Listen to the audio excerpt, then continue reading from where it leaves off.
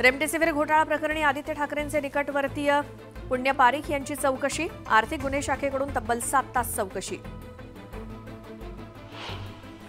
गडचिरोलीतील शासकीय आश्रमशाळेतील 106 विद्यार्थिनींना जेवणातून विषबाधा, काही विद्यार्थिनींची प्रकृती गंभीर।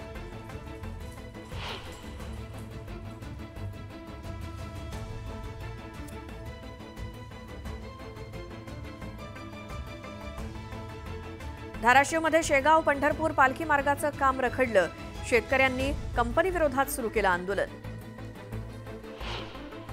जळगाव जिल्हा नियोजन समितीतील 6 जणांच्या नियुक्तीवरती आक्षेप, अजित पवार गटातील नियुक्त्यांवर शिवसेना जिल्हाप्रमुख निलेश पाटलांचा आक्षेप। कोरोनाच्या नव्या व्हेरिएंटचं वेगाने सापडतात रुग्ण, ठाण्यामध्ये गेल्या 20 दिवसात 9 रुग्ण, काळजी घेण्याचं आवाहन। रुग्णालयांमध्ये कोविड यंत्रणा सज्ज ठेवा, नागरिकांना घाबरून न जाण्याचं आवाहन, मंत्री हसन मुश्रीफांनी केलं आवाहन। कोरोना काळात वैद्यकीय साहित्य खरेदीमध्ये भ्रष्टाचार झाल्याचा आरोप, हायकोर्टाचा किशोरी पेडणेकरांना दिलासा।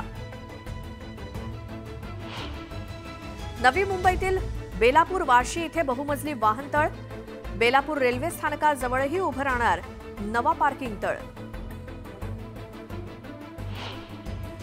विरार आणि बोळिंजमधील घरांसाठी 691 अर्ज, सूर्याचं पाणी आल्यानंतर मोठा प्रतिसाद।